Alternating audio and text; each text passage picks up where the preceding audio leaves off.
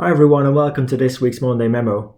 Now, during the last week there's been some really good posts on LinkedIn, and one of them reminded me of a very simple tip that allows us to build our influence in finance and accounting, but without having to do any more training, right? Which is music to everyone's ears.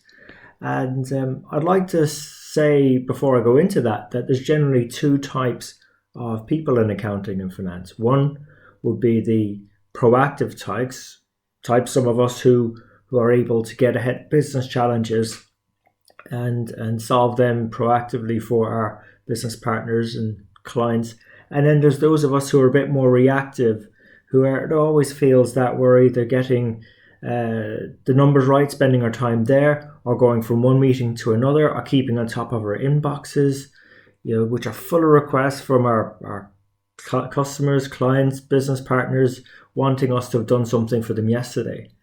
And in fact, most of us actually in finance find ourselves in the reactive camp because traditionally that's just the way things have always been done, and that's where we found ourselves normally, whether you're in a practice where a client comes to you with a problem they'd like you to respond and help them with, or enterprises, large or small.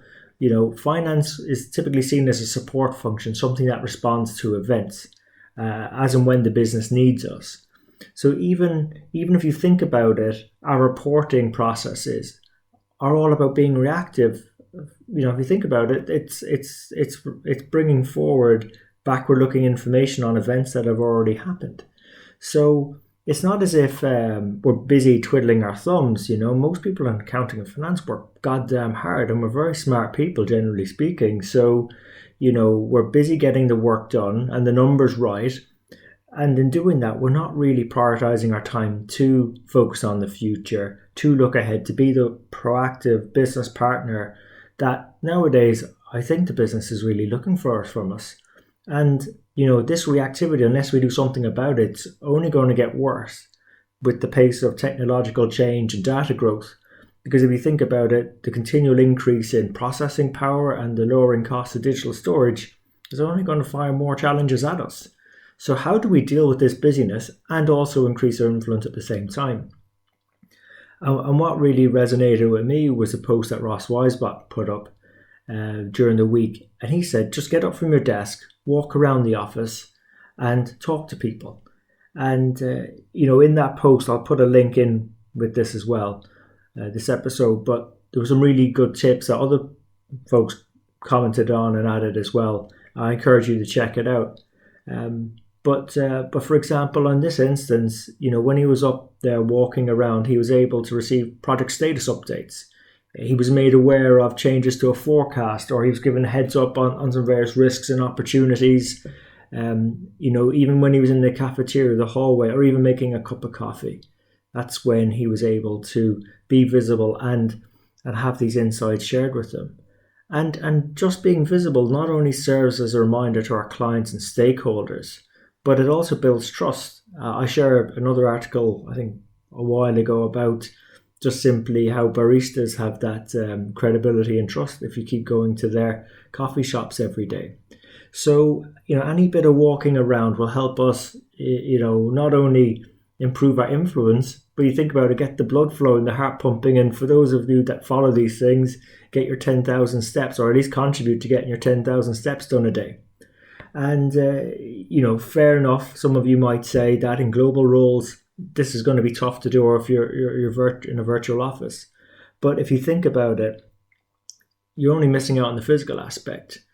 There's a whole experience that comes with being visible, right? So just pick up the phone, get on Skype, or even send an email just by checking in how it's all going with our business partners. I mean, one of the favorite things I do, and I suggest to my teams to do, is that say an hour before the end of our business partner's day, just simply ask them, whether by phone, email, even text message, have you got what you needed from our team, and if there was anything else we could help you with?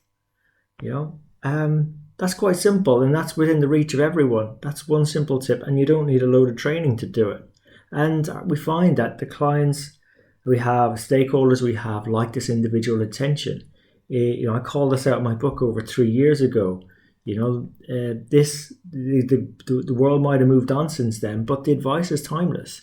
A good business relationship has qualities similar to a good friendship. It means staying in touch, being available, spending time together. Never neglect this.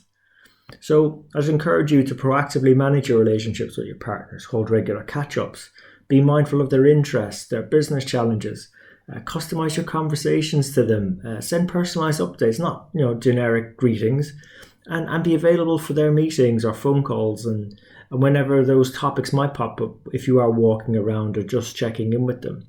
And as one former guest mentor on the show put it, Martin Gilchrist, episode 56, he said that big conversations lead to opportunities. Great advice. And that's why we bring guest mentors on to the Strength in the Numbers show, so we can learn from their mistakes, help us peer over a fence, round the corners, what's worked, what's not worked for them.